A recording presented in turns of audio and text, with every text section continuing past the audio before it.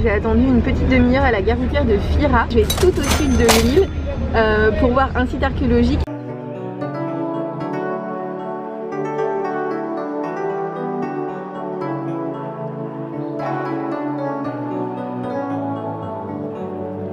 Ici c'est l'arrêt de bus et là c'est l'entrée pour la ville préhistorique. Vous imaginez à quel point c'est parfait?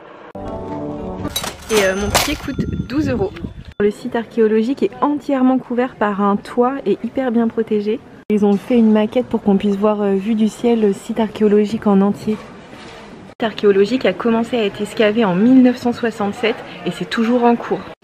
On voit encore vraiment des murs qui sont debout.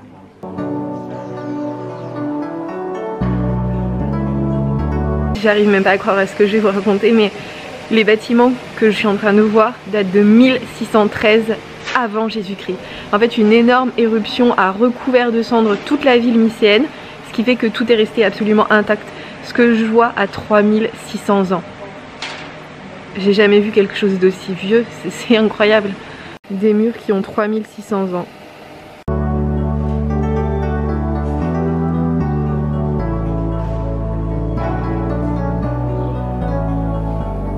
Regardez l'état de conservation de ce bâtiment. Là, il y en a sur plusieurs mètres, c'est incroyable.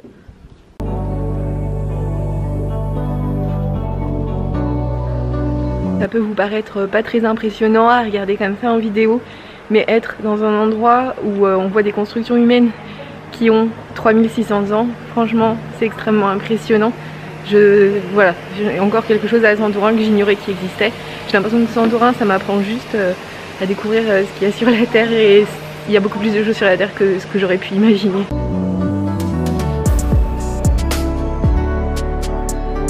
Il y a carrément un bâtiment où il y a des jarres qui ont été conservés.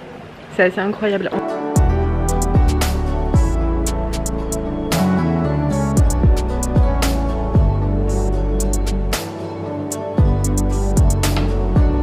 Ce bâtiment est incroyable, celui qui m'impressionne le plus, avec les jarres conservées en état parfait.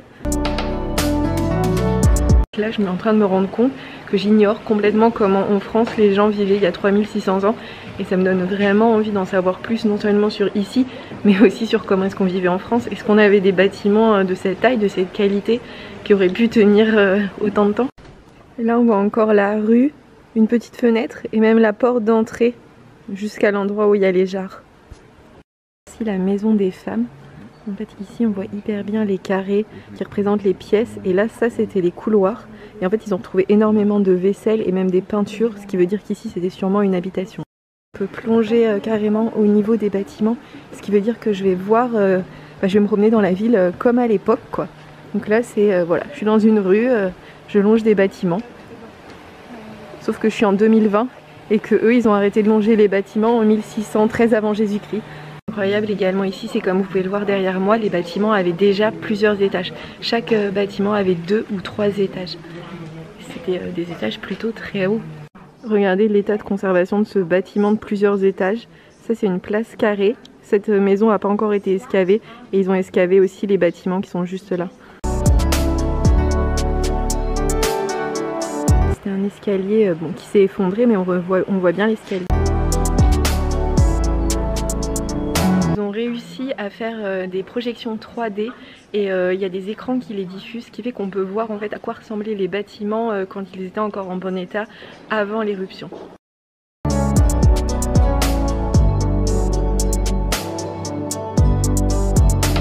La taille du site est extrêmement importante.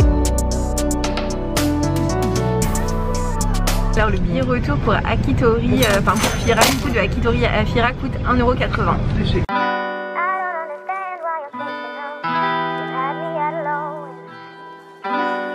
L'avantage des trajets en bus, c'est qu'ils permettent de profiter du paysage, et comme je conduis pas, j'ai que ça à faire de regarder dehors, et franchement c'est magnifique.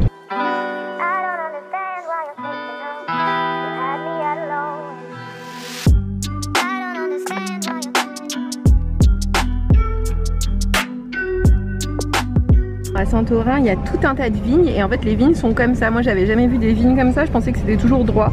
Mais en fait non, là on dirait des petites mottes de mauvaises herbes. Je m'apprête à entrer dans le musée préhistorique de Terra. L'entrée coûte 6 € l'hiver. Non, l'inverse.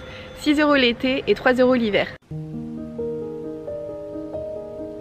Le musée retrace la Akitori préhistorique. Ça veut dire qu'en fait sur l'île de Santorin il y avait une ville qui s'appelait Akitori et en 1600 avant Jésus-Christ elle a été complètement recouverte par les cendres, ce qui fait que tout est resté figé et aujourd'hui on peut avoir une idée très précise de ce qui se passait il y a 3600 ans à Akitori. Voici une maquette de la ville d'Akrotiri. Tous les bâtiments avaient 1 à 3 étages. Ça c'est une table qui a 3600 ans. Elle est en bois et elle a été conservée grâce à l'éruption volcanique et au centre. Et c'est pour ça qu'elle ressemble à ça.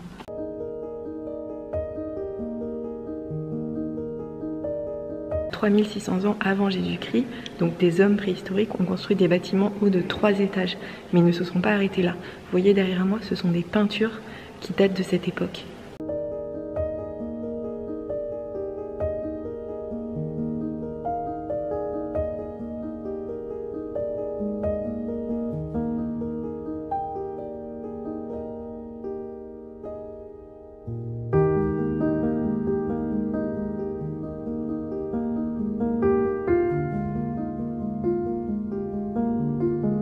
Pour moi, un homme préhistorique, ça faisait des peintures style Lascaux. Je savais pas que... Et ça taillait des silex. Je savais pas que ça pouvait faire des peintures aussi belles, d'aussi bonne qualité. C'est stupéfiant et surtout l'état de conservation, c'est à 3600 ans. On a encore le rouge, le bleu, le jaune, le noir, enfin on a toutes les couleurs, c'est juste incroyable. Je découvre vraiment des choses et surtout je me rends compte que je connaissais rien du tout aux hommes préhistoriques. Chaque type de poterie avait sa propre fonction. Celle-là c'était pour stocker de la nourriture. Une lampe pour stocker les parfums, celle-ci c'était pour cuisiner et celle-ci c'était pour manger. Si ces pots ont exactement les mêmes peintures, c'est parce que ça permettait de savoir ce qu'il y avait dedans sans les ouvrir. En fait c'est pas du tout décoratif, c'est pratique. Parfois ils décoraient même les poteries avec des motifs de la nature. Et là des chevaux. Ils étaient capables de faire de gigantesques poteries. Vous voyez l'échelle par rapport à la chaise? C'est énorme.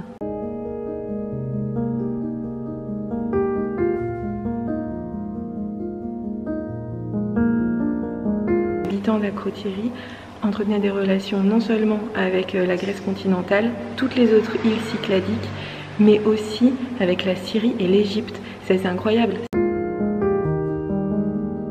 Alors pour moi les hommes préhistoriques ça savait tailler des silex et faire des dessins pas terribles et ça vivait dans des grottes. Et en fait j'ai découvert dans ce musée que ça savait faire des poteries extrêmement sophistiquées avec des systèmes de mesure et de commercialisation, qu'ils savaient prendre le bateau pour aller à des îles, sur des îles qui étaient à 200 km, qu'ils vivaient pas dans des grottes mais dans des maisons de plusieurs étages et qu'au niveau silex, ils savaient faire de la cuisine avec des éléments en poterie pour cuisiner, des éléments en poterie pour manger, des éléments en poterie pour les conserver. Honnêtement, les hommes préhistoriques, ils étaient bien plus forts que ce que je croyais dans ma tête. C'est la fin de ce vlog à Fira, merci de l'avoir regardé jusqu'ici, n'hésitez pas à le liker si vous l'avez aimé et à vous abonner pour voir celui de la semaine prochaine.